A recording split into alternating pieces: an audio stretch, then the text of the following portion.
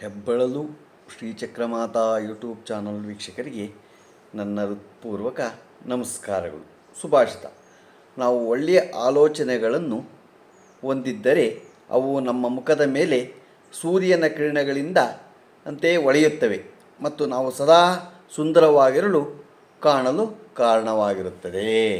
ಅಂದರೆ ನಾವು ಒಳ್ಳೆಯ ಆಲೋಚನೆಯನ್ನು ಇಟ್ಕೋಬೇಕು ಯಾವಾಗಲೂ. ಇವತ್ತು ನಾವು ದಿನಪಂಚಾಂಗವನ್ನು ತಿಳ್ಕೊಳ್ಳೋಣ. ದಿನಾಂಕ 20/8/2024 ಮಂಗಳವಾರ, ಶ್ರೀ ಕ್ರೋಧಿನಾಮ ಸಂವತ್ಸರ, ದಕ್ಷಿಣಾಯನ, ವರ್ಷ ಋತು ಶ್ರಾವಣ ಮಾಸ, ಕೃಷ್ಣ ಪಕ್ಷ, ತಿಥಿ ಪಾಡ್ಯ, ರಾತ್ರಿ 10:25, ನಕ್ಷತ್ರ ಧನಿಷ್ಠ, ಬೆಳಗ್ಗೆ 7:44. ಇವತ್ತು ಮಂಗಳ ಗೌರಿ ವ್ರತ, ಗಾಯತ್ರಿ ಪರಿಷತ್ ಗೊತ್ತಾಯ್ತಾ, ಗಾಯತ್ರಿ ಉಪಾಸನೆ ಇದೆ, ಇವತ್ತು ಮಾಡಿ. ಮಳೆ ಮಖ 2ನೇ ಪಾದ, ರಾಹುಕಾಲ 3:34 5:08 ತನಕ ಇದೆ. ಗೋಳಿಕಾಲ 12:27 2 ಗಂಟೆ ಇಂತ ಇದೆ. ಯಮಗಂಟೆ ಕಾಲ 9:19 10:53 ತನಕ ಇದೆ. ಗೊತ್ತಾಯ್ತಾ. ಇವತ್ತು ನಾವು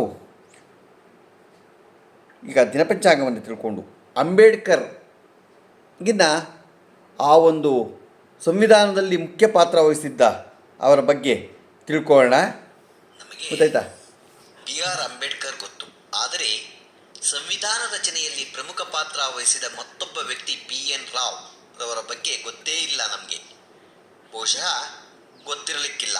ನಿಮ್ಮ ಮನೆಯಲ್ಲಿ, ಕಚೇರಿಯಲ್ಲಿ, ಮಾರುಕಟ್ಟೆಯಲ್ಲಿ, ಸಂಸ್ಥೆಗಳಲ್ಲಿ ಯಾರನ್ನು ಬೇಕಾದರೂ ಕೇಳಿ, ಯಾರಿಗೂ ಈ ಹೆಸರಿನ ವ್ಯಕ್ತಿಯ ಪರಿಚಯ ಧೈರ್ಯದಿಂದ ಷರತ್ತನ್ನು ಕಟ್ಟಬಹುದು. ಈಗ ಅವರ ಬಗ್ಗೆ ಕೇಳಿ, ಅದನ್ನು ತಿಳ್ಕೊಂಡಿಲ್ಲ ನೀವು ಅವರ ಬಗ್ಗೆ. ಇವರ ಹೆಸರಿನ ಎನ್ ಎಂದರೆ ನರಸಿಂಗ, ಬಿ ಎಂದರೆ ಬೆನಗಲ್ ಎಂದು. ಬೆನಗಲ್ ಕಾರ್ಕಳ ಮಂಗಳೂರುಗಳ ಮಧ್ಯೆ ಇರುವ ಪುಟ್ಟದೊಂದು ಹಳ್ಳಿ. ಈ ಹಳ್ಳಿಯ ಚಿತ್ರಾಪುರ ಸಾರಸತ್ವ ಬ್ರಾಹ್ಮಣರ ಮನೆತನದಲ್ಲಿ 1887 ಫೆಬ್ರವರಿ 26 ಹುಟ್ಟಿದ ಮಗ ನರಸಿಂಗ. ಈ ವಂಶದ ಜನ ಪಾರ್ಸಿಗಳಿಗಿಂತಲೂ ಅಲ್ಪಸಂಖ್ಯಾತರು. ಗೌಡ ಸಾರಸತ್ವ ಬ್ರಾಹ್ಮಣರಲ್ಲಿ ಸ್ಮಾರ್ತ ಸಂಪ್ರದಾಯವನ್ನು ಅನುಸರಿಸುತ್ತಿರುವ ಈ ಪಂಗಡದ ಜನರು 2 ಶತಮಾನಗಳ ಹಿಂದೆ ತಮ್ಮದೇ ಆದ ಪ್ರತ್ಯೇಕ ಚಿತ್ರಾಪುರ ಮಠವನ್ನು ಸ್ಥಾಪಿಸಿದರು. ಇಡೀ ಜಗತ್ತಿನಲ್ಲಿ 30,000 ಚಿತ್ರಾಪುರ ಬ್ರಾಹ್ಮಣರಿದ್ದಾರೆ ಹೆಚ್ಚು. ಆದರೆ ಜಗತ್ತಿನಲ್ಲಿ ಬಹಳ ಹೆಸರು ಮಾಡಿದ ಇದೇ ಪಂಗಡದ ಮಹಾಮಹಿಮರನ್ನು ಪರಿಸಿಕೊಳ್ಳೋಣ. ದೇಶಭಕ್ತ ಕಾರ್ನಾಡ್ ಸದಾಶಿವರಾಯರು, ಕುದ್ಮಲ್ ರಂಗರಾವ್, ಸಹಕಾರ ಕ್ರಾಂತಿಯ ಮೊಳಹಳ್ಳಿ ಶಿವರಾಯರು, ಪಂಜೆ ಮಂಗೇಶರಾಯರು, ಕಮಲಾದೇವಿ, ಚಟ್ಟೋಪಾಧ್ಯಾಯ, ಗೌರೀಶ ಕಾಯ್ಕಿಣಿ, ಜಯಂತ್ ಕಾಯ್ಕಿಣಿ, ಪ್ರಕಾಶ್ ಪಡ್ಕೋಣೆ, ಸಂತೋಷ್ ಕುಮಾರ್ ಗುಲ್ವಾಡಿ, ಗಿರೀಶ್ ಕಾರ್ನಾಡ್, ನಂದನ್ ನೀಲಕರ್ಣಿ, ದೀಪಿಕ್ ಪಡುಕೋಣೆ, ಅನಂತಾಗ್ ಶಂಕರ್ನಾಗ್, ಮೇರುನಟ ಗುರುದತ್, ಶ್ಯಾಮ್ ಬೆನಗಲ್ ಮುಂತಾದವರು. ನರಸಿಂಗರಾವರ ತಂದೆ ರಾಘವೇಂದ್ರ ರಾಯರು ಸುತ್ತಮುತ್ತಲಿನ ಹಳ್ಳಿಗಳಿಗೆಲ್ಲ ಪ್ರಸಿದ್ಧ ವೈದ್ಯರು. ನರಸಿಂಗರಾಯರು ಮಂಗಳೂರಿನ ಕೆನರಾ ಶಾಲೆಯಲ್ಲಿ ಕಲಿಯುತ್ತಿದ್ದವರು.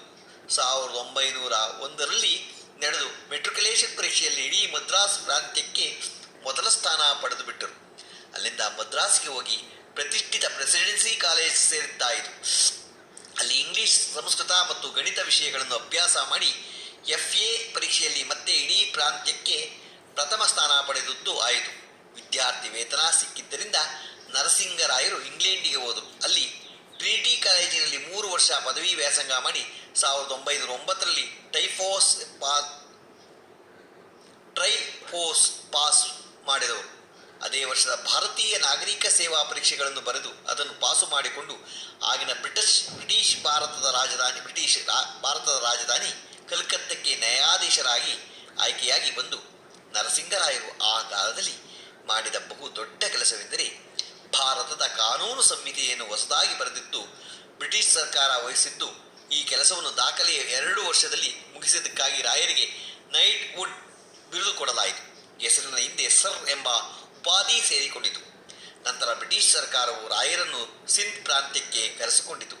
ಅಲ್ಲಿನ ನಗರ ಹಳ್ಳಿಗಳಿಗೆ ನದಿ ನೀರಿನ ಹಂಚಿಕೆಯನ್ನು ಯಾವ ರೀತಿಯಲ್ಲಿ ಮಾಡಬೇಕೆಂಬುದಕ್ಕೆ ಅಧ್ಯಯನ ಮಾಡಿ ವರದಿ ನೀಡಬೇಕೆಂದು ಕೇಳಿಕೊಂಡಿತು. ನರಸಿಂಗರಾಯರು ಅದನ್ನು ಅತ್ಯಂತ ಶ್ರದ್ಧೆಯಿಂದ ಮಾಡಿ ವರದಿ ಒಪ್ಪಿಸಿದರು. ಗಣಿತದಲ್ಲಿ ಅಪ್ರತಿಮ ಪಂಡಿತರಾಗಿದ್ದ ಅವರು ಸುಮಾರು 20-30 ವರ್ಷಗಳ ಎಲ್ಲ ಅಂಕಿ ಅಂಶಗಳನ್ನು ಒಟ್ಟು ಹಾಕಿ ಆಳವಾದ ಅಧ್ಯಯನ ಮಾಡಿ ಬರೆದ ಆ ವರದಿಯ ಆಧಾರದಲ್ಲಿ ಇಂದಿಗೂ ಭಾರತ ಪಾಕಿಸ್ತಾನಗಳ ನಡುವೆ ನೀರಿನ ಹಂಚಿಕೆ ನಡೆಯುತ್ತಿದೆ. ಸದಾ ಬೆಂಕಿಯ ಬೆಂಕಿಯುಗೊಳ್ಳುವ ದೇಶಗಳ ಮಧ್ಯೆ ಕಳೆದ 70 ವರ್ಷಗಳಲ್ಲಿ ನೀರಿನ ಹಂಚಿಕೆಯ ವಿಷಯದಲ್ಲಿ ಸಮಸ್ಯೆ ಉದ್ಭವವಾಗಿಲ್ಲವೆಂದರೆ ಅದಕ್ಕೆ ಕಾರಣ ನರಸಿಂಗರಾಯರ ದೂರದೃಷ್ಟಿ ಎನ್ನಲೇಬೇಕು.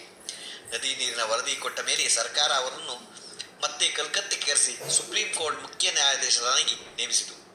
1946ರಲ್ಲಿ ಅವರು ಆ ಹುದ್ದೆಯಿಂದ ನಿವೃತ್ತಿ ಹೊಂದಿದ ನಂತರ ಜಮ್ಮು ಮತ್ತು ಕಾಶ್ಮೀರದ ಪ್ರಧಾನಮಂತ್ರಿಯಾಗಿ ಆಯ್ಕೆಯಾದರು.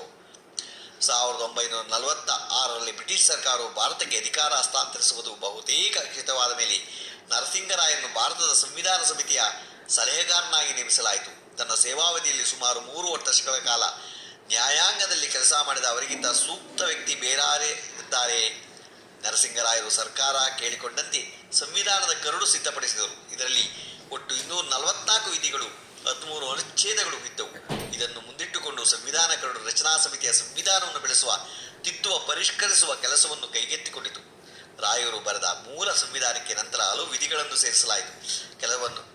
ಕೆಲವನ್ನು ಪರಿಷ್ಕಾರ ಮಾಡಲಾಯಿತು. ಮೊದಲು ಕರಡು ಪ್ರತಿಯನ್ನು ಅದು ಸಂಸತ್ತಿಗೆ ಸಲ್ಲಿಸಿದಾಗ ಅದರಲ್ಲಿ 315 ವಿಧಿಗಳು, 8 ಅನುಚ್ಛೇದಗಳು ಇದ್ದವು. ಕೊನೆಗೆ ಸಂಸತ್ತಿಗೆ ಒಪ್ಪಿಗೆ ಪಡೆಯುವ ಸಮಯಕ್ಕೆ ಅದರಲ್ಲಿ 30 ವಿಧಿಗಳು ಸೇರ್ಪಡೆಯಾಗಿ ಅವುಗಳ ಸಂಖ್ಯೆ 395ಕ್ಕೆ ಏರಿತು. ತನ್ನ ಈ ಕರ್ತವ್ಯವನ್ನು ರಾಯರು ಒಂದೇ ₹1 ವೇತನ ಅಥವಾ ಸಂಭಾವನೆ ಪಡೆಯದೆ ಉಚಿತವಾಗಿ ನಡೆಸಿಕೊಟ್ಟರು ಎನ್ನುವುದು ಇನ್ನೊಂದು ಮಹತ್ವದ ಅಂಶ. ಸಂವಿಧಾನ ರಚನಾ ಸಮಿತಿಯ ಅಧ್ಯಕ್ಷರಾಗಿ ಸಂವಿಧಾನ ರಚನಾ ಕಾರ್ಯವನ್ನು ಪೂರ್ತಿಗೊಳಿಸಿ ಸಂಸತ್ತಿಗೆ ಸಲ್ಲಿಸಿದ ಸಂದರ್ಭದಲ್ಲಿ ಭಾರತದ ರತ್ನ ಡಾಕ್ಟರ್ BR ಅಂಬೇಡ್ಕರ್ ಅವರು ಮಾಡಿದ ಸ್ಮರಣೀಯ ಭಾಷಣದಲ್ಲಿ ಸರ್ BN ರಾವ್ ಬಗ್ಗೆ ಹೀಗೆ ಹೇಳಿದ್ದಾರೆ: ತಾವೆಲ್ಲರೂ ನನ್ನನ್ನು ಸಂವಿಧಾನ ಶಿಲ್ಪಿ ಎಂದು ಹೊಗಳುತ್ತಿದ್ದೀರಿ, ಆದರೆ ಈ ಕೀರ್ತಿಯು ಒಂದು ಬಹುದೊಡ್ಡ ಪಾಲು ಸರ್ BN ರಾವ್ ಅವರಿಗೆ ಸೇರತಕ್ಕದ್ದು. ಏಕೆಂದರೆ ಸಂವಿಧಾನದ ಮೂಲ ಕರಡನ್ನು ರಚಿಸಿದ ವ್ಯಕ್ತಿ ಸರ್ BN ರಾವ್ ಅವರು. ಸಂವಿಧಾನ ಅಂಗೀಕೃತವಾದ ಸುವರ್ಣ ಮಹೋತ್ಸವದ ಸಂದರ್ಭದಲ್ಲೂ ಅದರ ಮೂಲ ಕರಡನ್ನು ತಯಾರಿಸಿಕೊಟ್ಟ ಮೇಧಾವಿ ಯಾರಿಗೂ ನೆನಪಾಗಿಲ್ಲವೆಂದರೆ ಅದು ಈ ಗಣರಾಜ್ಯದ ದುರಂತ. ನರಸಿಂಗರಾಯರು ಸಂವಿಧಾನದ ಕೆಲಸ ಮುಗಿಸಿದ ಮೇಲೆ ವಿಶ್ವಸಂಸ್ಥೆಗೆ ಭಾರತದ ಶಾಶ್ವತ ಪ್ರತಿನಿಧಿಯಾಗಿ ಆಯ್ಕೆಯಾದರು. ಅದೇ ಸಮಯದಲ್ಲಿ ಬರ್ಮಾ ದೇಶ ತನ್ನ ಸಂವಿಧಾನದ ಕರಡನ್ನು ಸಿದ್ಧಪಡಿಸಿಕೊಳ್ಳಲು ರಾಯರನ್ನು ಕೇಳಿಕೊಂಡಿತು.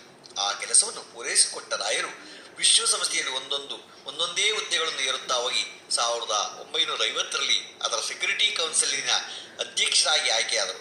ಆಗ ಭಾರತಕ್ಕೆ ವಿಶ್ವಸಂಸ್ಥೆಯ ಸೆಕ್ಯೂರಿಟಿ ಕೌನ್ಸಿಲಿನ ಸದಸ್ಯ ರಾಷ್ಟ್ರವಾಗಲು ಚಿನ್ನದಂಥ ಅವಕಾಶ ಒದಗಿ ಬಂದಿತು. ಆದರೆ ಆ ಅದೃಷ್ಟವನ್ನು ನಮ್ಮ ದೇಶದ ಆಗಿನ ಪ್ರಧಾನಿ ನೆಹರು ಕೃಷ್ಣಾರ್ಪಣಾ ಮಾಡಿದ್ದರಿಂದ 70 ವರ್ಷಗಳೇ ಕಳೆದರೂ ನಮಗೆ ವಿಶ್ವದ ಸೂಪರ್ ಪವರ್ ರಾಷ್ಟ್ರಗಳ ಪಟ್ಟಿಯಲ್ಲಿ ಗುರುತಿಸಿಕೊಳ್ಳಲು ಸಾಧ್ಯವಾಗಿಲ್ಲ. 1952ರಲ್ಲಿ ವಿಶ್ವಸಂಸ್ಥೆಯ ಮಹಾಕಾರ್ಯದರ್ಶಿ ಆಗುವ ಅವಕಾಶ ರಾಯರಿಗೆ ಕೂದಲೆಯಲ್ಲಿ ಕೈತಪ್ಪಿ ಹೋಯಿತು. ಆದರೇನಂತೆ ಅವರು ಹೇಗನ್ ಅಂತಾರಾಷ್ಟ್ರೀಯ ನ್ಯಾಯಾಲಯದ ನ್ಯಾಯಾಧೀಶರಾದರು. ಆದರೆ ಆ ಹುದ್ದೆಯಲ್ಲಿ ಬಹುಕಾಲ ಮುಂದುವರಿಯಲು ಅದೃಷ್ಟ ಇರಲಿಲ್ಲವೋ ಏನು. 1953 ನವೆಂಬರ್ 30ರಂದು ಬೆನಗಲ್ ನರಸಿಂಗರಾಯರು ಜ್ಯೂರಿಕ್ನಲ್ಲಿ ತನ್ನ 66ನೇ ವಯಸ್ಸಿನಲ್ಲಿ ನಿಧನರಾದರು. ನರಸಿಂಗರಾಯರು ಉಳಿದಿಬ್ಬರು ಸೋದರರು ಮಹಾರಥಿಗಳೇ. ಅವರ ಮೊದಲು ಸಹೋದರರಾದ B. ರಾಮರಾವ್ರವರು ಭಾರತೀಯ ರಿಸರ್ವ್ ಬ್ಯಾಂಕ್ನ ಗವರ್ನರ್ ಆಗಿದ್ದರು. ಎರಡನೆಯ ಸಹೋದರ ಶಿವರಾಯರು ಅಂತಾರಾಷ್ಟ್ರೀಯ ಮಟ್ಟದಲ್ಲಿ ಪ್ರಸಿದ್ಧರಾಗಿದ್ದ ಕಾರ್ಮಿಕ ಹೋರಾಟಗಾರರು, ಜೊತೆಗೆ ಸಂಸದರೂ ಆಗಿದ್ದವರು. ತನ್ನ ರಾಜಕೀಯ ಜೀವನದ ಉತ್ತುಂಗದಲ್ಲಿದ್ದಾಗಲೇ ನಿವೃತ್ತಿ ಘೋಷಿಸಿ ಬದುಕಿನ ಕೊನೆಯ 15 ವರ್ಷಗಳನ್ನು ಸಂಶೋಧನೆಗೆ ಮೀಸಲಿಟ್ಟ ವಿಚಿತ್ರ ಮತ್ತು ಅಪರೂಪದ ರಾಜಕಾರಣಿಯವರು. ಕಾರ್ಕಳದ ಬೆನಗಲ್ಲಿನಂಥ ಒಂದು ಪುಟ್ಟ ಊರಿನಿಂದ ವಿಶ್ವಸಂಸ್ಥೆ, ಅಂತಾರಾಷ್ಟ್ರೀಯ ನ್ಯಾಯಾಲಯಗಳಂಥ ಎತ್ತರಗಳನ್ನು ಏರಿ ಹಲವು ಪ್ರತಿಷ್ಠಿತ ಹುದ್ದೆಗಳನ್ನು ಅಲಂಕರಿಸಿದ ಭಾರತದ ಸಂವಿಧಾನವನ್ನು ಬರೆಯುವಂಥ ಅವಕಾಶ ಪಡೆದ ಧೀಮಂತ ನಮ್ಮ ದೇಶದಲ್ಲಿ ಹೆಚ್ಚಿಲ್ಲ. ಸಂಸತ್ತಿನ ಹೊರಗೆ ಅಂಬೇಡ್ಕರರ ಪಕ್ಕದಲ್ಲಿ ಹೆಗಲಣಿಯಾಗಿ ನಿಲ್ಲಬೇಕಿದ್ದ ಪ್ರತಿಮೆ ಬೆನಗಲ್ ನರಸಿಂಗರಾಯರು. ಆದರೆ ನಮ್ಮ ಕರ್ನಾಟಕದ ಈ ಮಹಾನ್ ವ್ಯಕ್ತಿಯನ್ನು ದೇಶಕ್ಕೆ ಮರಳಿ ನೆನಪಿಸುವ ಕೆಲಸವನ್ನು ಯಾವ ಜನಪ್ರತಿಯೂ ಇದುವರೆಗೆ ಮಾಡಿಲ್ಲ ಎನ್ನುವುದು ನಮ್ಮ ಅಭಿಮಾನ. ಶೂನ್ಯತೆಯನ್ನು ಎತ್ತಿ ತೋರಿಸುವಂತಿದೆ. ಕೊನೆಯ ಪಕ್ಷ ಈಗಲಾದರೂ ನಮ್ಮ ಶಾಸಕರು, ಸಂಸದರು ಹಾಗೂ ಮುಂದಾಳುಗಳು ಈ ಕಾರ್ಯವನ್ನು ಮಾಡಿ ಒಬ್ಬ ಮಹಾನ್ ಮೇಧಾವಿ ಸತ್ಪುರುಷರನ್ನು ಹೊಸ ಪೀಳಿಗೆಗೆ ಪರಿಚಯಿಸುವ ಕಾರ್ಯ ಮಾಡಲಿ ಎಂದು ನಾವೆಲ್ಲ ಆಶಿಸೋಣ. ನಮಸ್ಕಾರಗಳು, ನಮಸ್ಕಾರಗಳು, ನಮಸ್ಕಾರಗಳು. ನಾವು ಈಗ ನಮ್ಮ ಹೆಬ್ಬಳಲು ಶ್ರೀ ಚಕ್ರಮಾತಾ ಯೂಟ್ಯೂಬ್ ಚಾನಲ್ ಯಾರು ಸಬ್ಸ್ಕ್ರೈಬ್ ಆಗಿಲ್ವೋ ದಯಮಾಡಿ ಸಬ್ಸ್ಕ್ರೈಬ್ ಆಗಿ ಲೈಕ್ ಕೊಡಿ. ಇದು ನಿಮ್ಮದೇ ಚಾನಲ್ ಆಗಿದ್ದರಿಂದ ನಮ್ಮ ಲಿಂಕನ್ನು ಬೇರೆ ಗ್ರೂಪ್ಗಳಿಗೆ ಫಾರ್ವರ್ಡ್ ಮಾಡಿ. ನಮಸ್ಕಾರಗಳು, ನಮಸ್ಕಾರಗಳು, ನಮಸ್ಕಾರಗಳು.